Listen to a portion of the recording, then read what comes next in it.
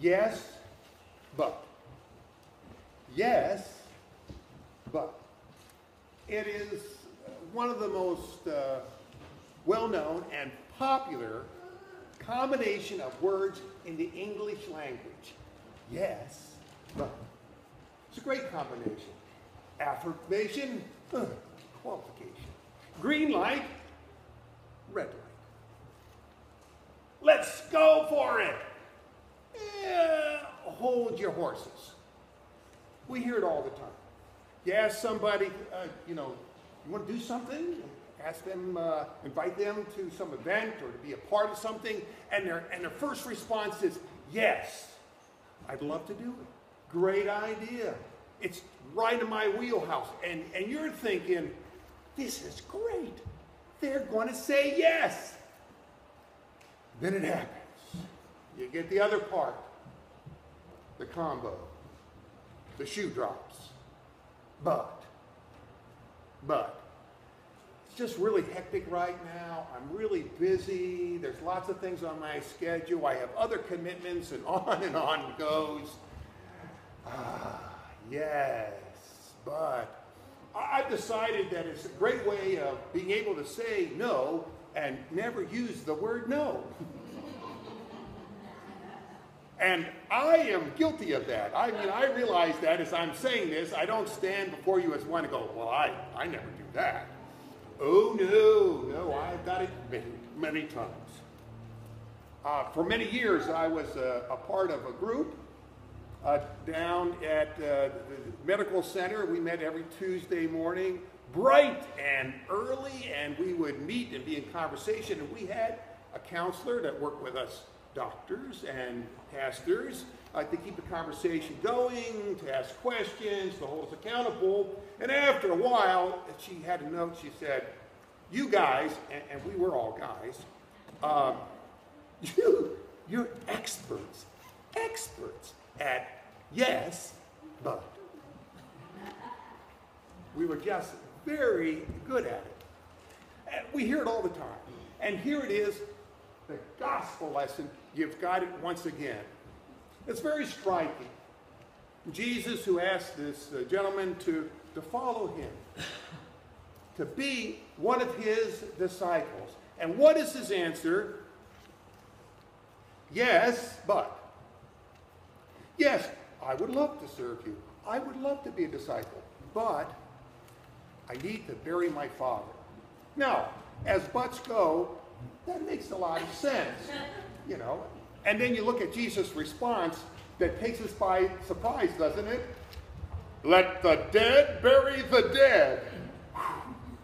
That just seems a little harsh until you realize that that particular answer, that particular but, was very popular in Jesus' time. Because what it meant was this. It didn't mean that his father was dead and so needed to be buried. It didn't even mean that his father was on death's door. It didn't even have to mean that his father was sick. It meant, I've got family business to do, and at some point in the future, when my father dies, I will be free to follow you. That's what the response was. In contemporary language, it would be like this. It's amazing the number of people I know who are going to be extraordinary volunteers and work all the time as soon as they retire. When they retire, oh, the sky's the limit. They're going to be all over everything. You know, it's that. And Jesus will have nothing to do with any of that.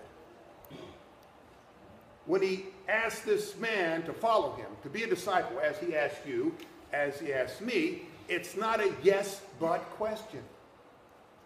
It's yes or no. Are you willing to follow with no reservations or provisions, no qualifiers involved in it, no escape clause? Are you willing to step out in faith? Now, such a question for us is challenging. There's no question about it, and particularly in contemporary times. I think Pope Francis put it very well.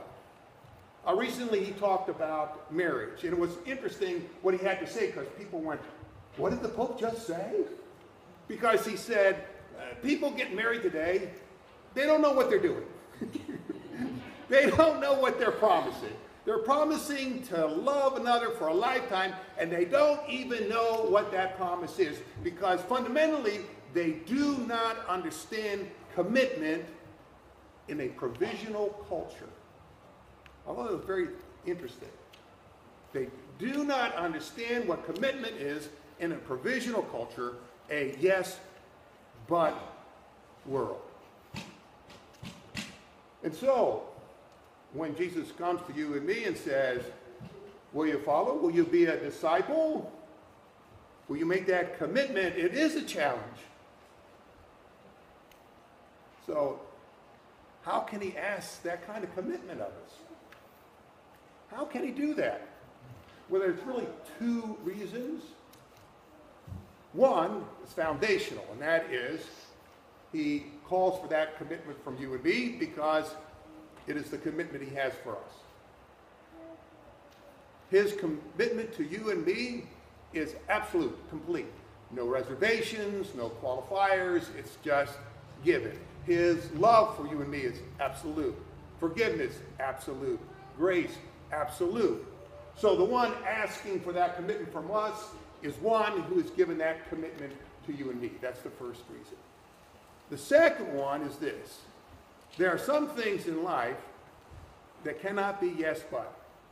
They are basic commitment that you and I need to make. For example, the commitment to be a parent, to have children is one of those. You're all in. That's the very nature of it.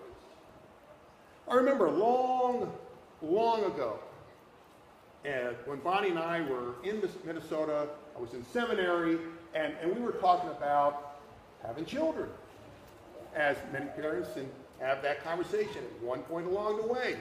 And while we were making this decision, while we were discerning, my parents came out. When my parents came out, I went with a walk with my dad.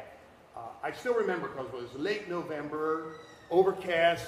It was really cold, but we wanted to take a walk. And I'm going with my dad around Lake Harriet, and we had a conversation about having children. And I shared with him, you know, Bonnie and I, we've been talking about it, and we've been thinking about, are we ready, making some preparations, doing some reading, all those good things. And even as I was talking to him, it had that kind of yes, but quality. And I still remember my dad finally stopping me and saying, says, Mark, it's good that you're thinking it through and making preparations, but at some point, you're just going to have to decide. You're going to have to say yes, because if you're looking for the perfect moment, the time to have a child, when everything is in place and everything is ready, it ain't never gonna happen. You'll never make that choice. At some point, you're just gonna have to say yes. Step out boldly, take the plunge, act in faith, not knowing what the future will hold, except that you want to say yes. At some point, you're just gonna have to say yes. And realize in doing so, guess what? You're going to make mistakes. You're not going to be a perfect parent. I know. There's going to need to be grace and forgiveness that's going to be a part of it. At some point, you're just going to have to say yes and set out on an adventure of a lifetime. Demanding? Absolutely. But the most rewarding choice you will ever make. Wise words from my dad. That is the nature of the call to discipleship by Jesus Christ in our lives. If you're waiting for the right moment, the perfect time, it's never going to happen. At some point, it calls upon us just to say yes.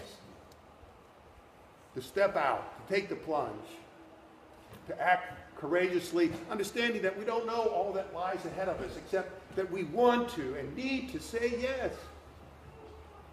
To say yes knowing that, guess what? We're going to make mistakes and we're going to fall short. We're going to do all those things that along this way, we're going to need God's grace and forgiveness. To say yes, to set out on this journey of a lifetime. Demanding, absolutely. But the most amazing, wondrous choice and the most rewarding one we will ever make. Jesus comes before us this day as every day and calls us to discipleship, to follow him. My prayer is that you and I boldly say yes in this yes but world. Amen.